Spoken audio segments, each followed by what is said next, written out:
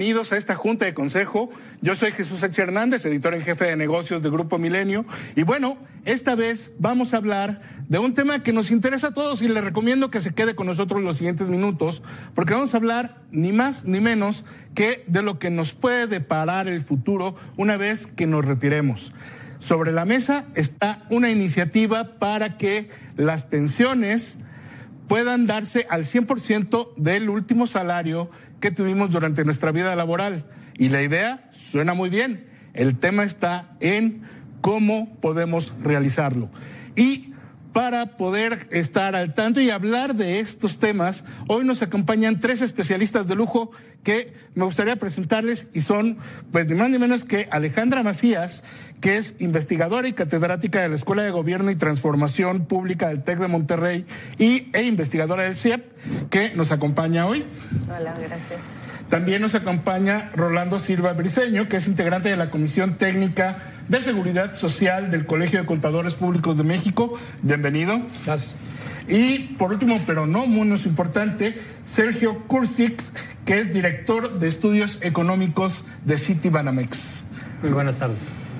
Bien, pues para abrir sesión, pues justamente está esta propuesta que se va a dar a conocer este 5 de febrero y que, aunque no conocemos el contenido, pues lo que sabemos es que lo que se pretende es este 100% de tasa de reemplazo, que es lo que vamos a recibir pues como pensión, ¿no? Como pago, una vez que nos retiremos. Y bueno, aquí me gustaría empezar contigo, Alejandra, y que nos platiques cuál es el principal dilema hoy para que esta tasa de reemplazo y este ideal del 100% de pensión sea posible. Sí, bueno, a ver, para empezar, el sistema de pensiones es bastante complejo aquí en México, y tal vez empezar a hablar que es una tasa de reemplazo, ¿no? Y es la cantidad que vamos a recibir o el porcentaje que vamos a recibir de nuestro último salario, puede ser del último o de un promedio de los últimos 5 años, ¿no? Como la pensión. Si ganas 10,000 y tienes una tasa de reemplazo del 50%, vas a tener 5,000 pesos de pensión, ¿no? Ahora, ¿cuál es el reto? Bueno, actualmente las pensiones se financian a través de recursos públicos, ¿no? Y para 2024 vamos a gastar alrededor de 2 billones de pesos. Ya es el 22% de todo el gasto neto. Entonces yo diría que ese es el principal reto, sobre todo porque ya nos dijo el presidente que van a salir de recursos públicos y de todos modos no nos está alcanzando para financiar un sistema de salud que nos han prometido durante 5 años, ¿no? O la seguridad o muchas otras cosas. Entonces el reto es cómo los vamos a pagar esa tasa de 100% y sobre todo quién la va a pagar, que vamos a hacer todos nosotros. Como especialista fiscal, Rolando, hoy, pues lo menciona Alejandra, son 2 billones de pesos. Estamos hablando de 22% de cada 100 pesos, 22 van específicamente a pensiones. ¿Qué implica para el gobierno tener esta carga fiscal y de dónde sale? Ok, primero entender que cuando estamos hablando de esta cantidad estamos hablando de muchos tipos de pensiones. No tenemos regímenes muy preferentes como quien trabajó para el propio Seguro Social, quien efectivamente tiene una tasa, ¿no?, de reemplazo del 100, 110, ¿no? Están los trabajadores de la excompañía de Luz y Fuerza, están los trabajadores de Pemex, están todos los pensionados de del periodo de transición, ¿no?, quien comenzó a cotizar desde el 97, que son cantidades muy fuertes y que aún las seguimos otorgando, y está desde el año pasado, un rubro en el que esto ya sucede, ¿no? Ya hay parte de las pensiones que se compran al final a una aseguradora que se subsidia con dinero del Estado. ¿Cuál es la carga? Es gigantesca y debería de hacerse de forma ordenada, tener un regreso en forma de impuestos. O sea, este dinero en su mayoría pues se va al mercado de consumo. En el mercado de consumo tenemos un IEPS ahí que es importante, tenemos un IVA, y yo debería de estar teniendo un retorno y además de estar dando circulación a la economía. Definitivamente es mucho dinero, pero ese mucho dinero que se está gastando es el que permite y va a permitir que gran parte de la población, estamos envejeciendo, tenga poder adquisitivo, ¿no? El efecto podría ser podría ser distinto. Seguramente estaríamos hablando de un porcentaje mucho más grande de un PIB que no se estaría generando porque no habría gasto. No habría gasto. Ahí, Sergio, tú tienes el número, ¿no? En un estudio que publicaron recientemente en Citibanamex, calculaban 400,000 millones de pesos, 430,000 millones de pesos, la cifra de cuánto significa hoy el gasto en pensiones para el gobierno, a cuánto podría llegar y pues qué implicaciones tiene esto. Fíjate que es interesante, primero, después de que se dijo, ya tenemos un gasto en pensiones que va a ir creciendo. Ese cálculo de más de 400,000 millones a pagar cada año, empezando en el 2025, que es como más de un punto del PIB, y luego ir subiendo muy rápidamente por los temas demográficos, eso supone que es algo adicional a toda la carga que ya hay buenos estudios que ustedes han hecho sobre cómo se van a ir viendo esa carga fiscal que tiene que ser pagada con los impuestos. Esto es lo adicional, suponiendo que queremos ayudar a cierta parte de los trabajadores. No es un número, más de 400,000 millones de pesos anuales, con el que llegamos al 100%. Pero termino nada más diciendo ahí, sí, sería muy caro. Y ni siquiera así llegamos al 100%, porque es una mala idea. Aunque es muy popular y estamos en época electoral y se subió todo el mundo a eso, es mala idea tratar de conseguir 100% de tu último salario cuando ningún país ni siquiera desarrollado lo intenta, porque no tiene sentido. Las personas de la tercera edad gastan menos que las personas más jóvenes.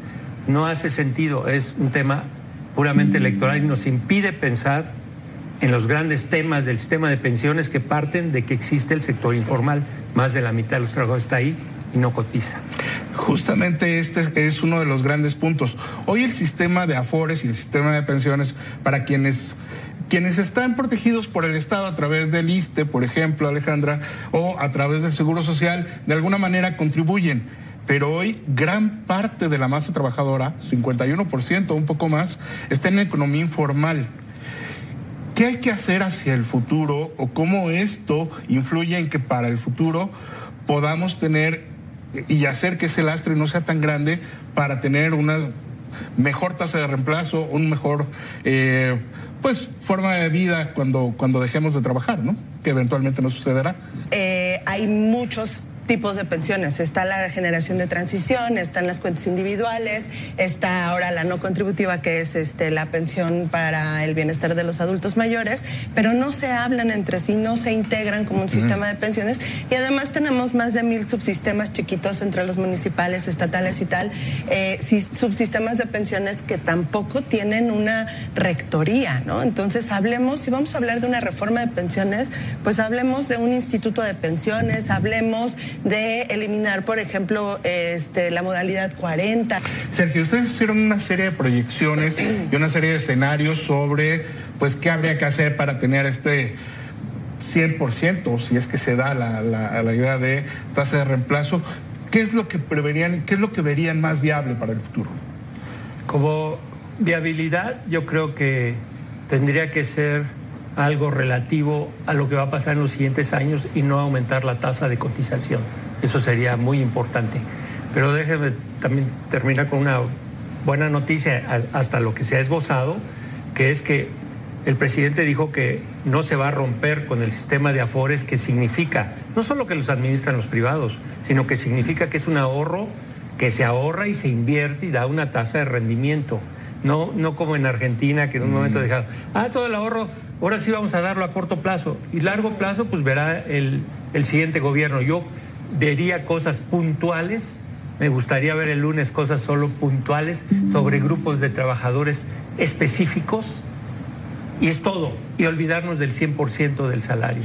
Ok, Rolando, como expectativa, ¿qué esperan para esta reforma? ¿Cuál sería el mejor anuncio que podría dar el presidente, justo como lo mencionaba un poco Sergio, de pues el planteamiento que se haga para la reforma de pensiones? Sí, me parece que habrá que tomar con más seriedad un tema de una reforma de pensiones. Cualquier movimiento que se haga en ese momento son paliativos que están atendiendo el efecto inmediato de algo que desde el principio me parece estaba mal. Era muy ambicioso y por eso hasta fantasioso pensar que el 6.5% no mensual, si lo multiplico por 12 y le sumo un rendimiento cual podría llegar al 100%, que quiere decir que tendría que trabajar un año para comprar un mes de mi pensión, entonces 200 y algo de años. Entonces creo que no. Me parece que se va a hablar de una tasa de reemplazo. Estoy pues seguro, prácticamente seguro de que estamos hablando de un indicador distinto de este promedio de los salarios, y que lo que vamos a ver podría ser una reversión de lo que se hizo en el 2020, en donde se retira de forma importante la cuota social. O sea, la parte esta que da el gobierno, que complementa este esquema tripartita, a partir de las 4 UMAS ya no las recibe. Se carga completamente del lado del patrón. Por eso estas tasas tan altas. O sea, se supone que se redistribuyó entre los que menos ganan, pero resulta que tenemos una combinación extraña entre UMAS y salarios mínimos. Entonces creo que se va a volver a ampliar una cuota social, que vamos a ver aportaciones importantes. Yo coincido en esta parte, habría que deslaboralizar los temas de seguridad social. Hay avances importantes en ese sentido, ya hay esquemas que no requieres ser trabajador para tener la sombrilla completa de la seguridad social, incluyendo pensiones y subsidios. Creo que tendría que comenzar desde que naces, ¿no? Que una cantidad interesante de dinero invertida desde que naces te da dinero 65 años completos de inversión, que es dinero atractivo, barato y que sí o sí va a generar una base estupenda. Como conclusión, entonces, un poco con lo que dice, para quedarnos con esto como idea final, pues hay que tomar un poquito más en serio como personas, como trabajadores, desde el inicio de nuestra vida, ¿no? El cómo vamos a tener nuestro retiro. Hoy las condiciones no necesariamente están dando ni laboral, ni desde el lado del esquema laboral, ni desde el lado de las empresas, y a nivel fiscal, lo suficiente como para que el gobierno nos resuelva el problema y para que la estructura se dé. Hoy, por lo que entiendo, habría que trabajar muchísimo para esto. Vamos a seguir hablando sobre el tema y bueno, les agradezco mucho la presencia, Alejandra, Rolando, Sergio, gracias por acompañarnos, seguramente seguiremos hablando del tema y sobre todo, muchas gracias a usted que está del otro lado de la pantalla por estar con nosotros en esta reunión de consejo. Bueno, siga con nosotros en la señal de Milenio Televisión y nos vemos pronto.